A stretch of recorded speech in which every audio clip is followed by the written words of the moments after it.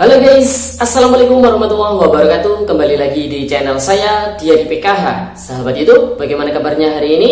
Semoga sahabat YouTube semua dalam keadaan sehat, tambah rizkinya, dan tentunya semakin sukses. Pada kesempatan kali ini saya akan menginformasikan kepada sahabat YouTube semua tentang ingat, bantuan PKH yang sekarang tidak seperti bantuan PKH yang dulu ya sahabat YouTube. Para KPN wajib paham 10 alasan kenapa bantuan PKH tidak cair lagi ya sahabat YouTube.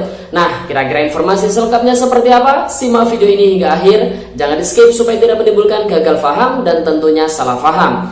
Bagi yang bergabung dan baru kenal dengan channel Diari PKH, saya ucapkan selamat datang dan terima kasih banyak. Saya mohon bantuannya kepada sahabat YouTube semua untuk terus mendukung channel Diari PKH dengan cara like, share, komen, dan tentunya silakan di subscribe channelnya, aktifkan notifikasi loncengnya supaya sahabat YouTube semua tidak ketinggalan di video-video terbaru di channel Diari PKH ini. Dan silakan di share ke grup-grup media sosial sahabat YouTube semua apabila video kali ini bermanfaat. Oke sahabat YouTube, langsung saja saya akan melanjutkan informasinya tentang ingat, bantuan PKH yang sekarang tidak seperti bantuan PKH yang dulu. Para KPM wajib paham 10 alasan kenapa bantuan PKH tidak cair lagi ya sahabat YouTube. Nah sahabat YouTube, langsung saja alasan pertama kenapa bantuan PKH ini tidak cair lagi. Yang pertama tentunya karena tidak padan antara Dukcapil ya sahabat YouTube atau juga tidak padan DTKS. Jadi mungkin data Dukcapilnya ini bermasalah ya, mungkin nicknya ganda atau nicknya salah ya sahabat YouTube, ataupun data DTKS-nya atau 6NG ini yang tidak padan. Mungkin ya sahabat YouTube kondisi saat ini di DTKS ini tidak sesuai dengan realnya ya sahabat YouTube, ataupun di DTKS nick tersebut juga ganda atau istilahnya anomali sehingga disebut juga tidak padan ya sahabat YouTube. Itu alasan yang pertama. Kemudian alasan yang kedua ya sahabat YouTube, jadi di PKH itu ada yang namanya pengurus PKH ya sahabat YouTube, biasanya diambil dari kepala keluarga, kalau tidak ayah ya ibu ya sahabat YouTube, tapi kebanyakan adalah ibu ya. Nah, alasan yang kedua ini, pengurus ada di DTKS tapi komponennya atau anggota keluarganya ya sahabat YouTube ini di DTKS tidak terverifikasi dan validasi sehingga terbaca non bansos ya sahabat YouTube, ataupun bahkan di dalam DTKS si komponen ini tidak ada ya sahabat YouTube, mungkin memang masih belum terinput di dalam DTKS ya sahabat YouTube. Kemudian alasan yang ketiga kenapa PKH tidak lagi cair ya sahabat YouTube, komponen bantuan PKH itu ada di 6NG atau ada di DTKS, tapi pengurusnya ya sahabat YouTube ini terbaca non bansos ya, tidak terverifikasi dan validasi di DTKS ya sahabat YouTube.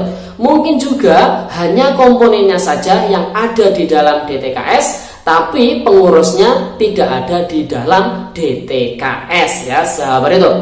Kemudian sebab atau alasan yang keempat kenapa bantuan PKH tidak lagi cair, pengurus ya sahabat YouTube ini terverifikasi dan validasi tidak layak ya sahabat YouTube di DTKS. Mungkin alasannya karena mampu atau meninggal atau pindah tidak ditemukan ya sahabat YouTube. Kemudian alasan yang kelima kenapa bantuan PKH tidak lagi cair ya sahabat YouTube, jadi komponen ya ini padan Dukcapil dan juga padan DTKS tapi tidak padan Dapodik atau emis. Ini terkhusus untuk komponen pendidikan ya sahabat YouTube.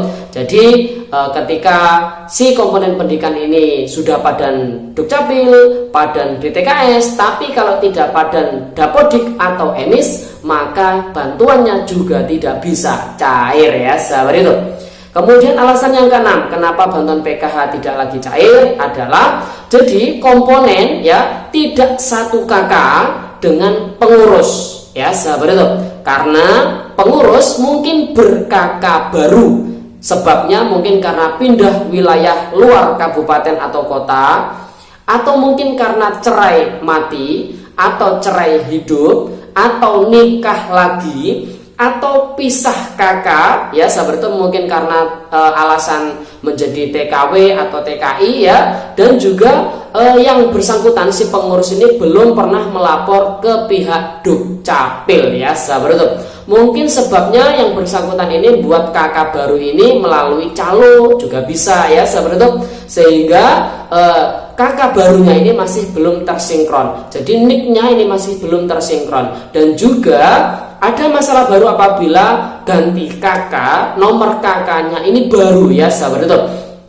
Jadi antara DTKS dan juga Dukcapil ini membutuhkan waktu dalam mensinkronkan data baru tersebut ya sahabat itu, sehingga bantuan PKH-nya di rentang waktu proses sinkronisasi tersebut ya tidak akan cair.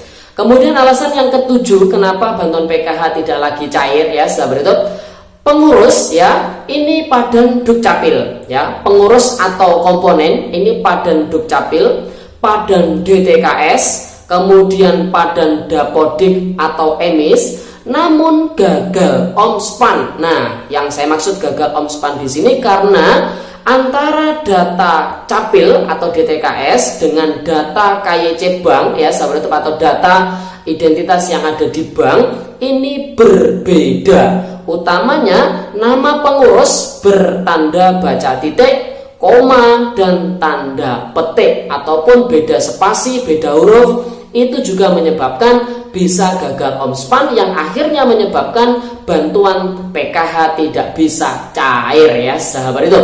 Kemudian alasan yang ke-8 kenapa bantuan PKH tidak lagi cair, komponen ya sahabat itu ini sudah tidak menjadi komponen lagi atau non eligible karena sebab sudah tidak memiliki komponen. Jadi mungkin yang sebelumnya sekolah akhirnya tidak sekolah ya sahabat itu karena mungkin lulus atau putus sekolah ya sahabat itu, atau mungkin sebab yang lain karena meninggal. Nah, kemudian alasan yang ke-9 kenapa bantuan PKH ini tidak lagi cair, karena pengurus ya sahabat itu ini terbaca satu kakak dengan ya, yang pertama bisa dengan SDM PKH ya sahabat YouTube, karena SDM PKH ini juga tidak diperbolehkan menerima bantuan sosial PKH.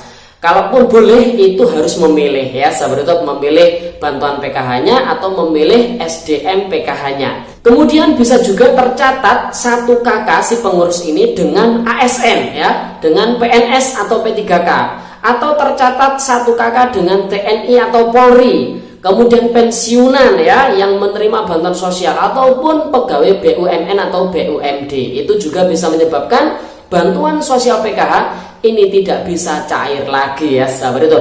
Kemudian alasan yang terakhir yang ke-10 yang menyebabkan bantuan PKH tidak cair lagi adalah masuk dalam catatan verifikasi dan validasi anomali SAGIS hasil geotagging ya sahabat itu.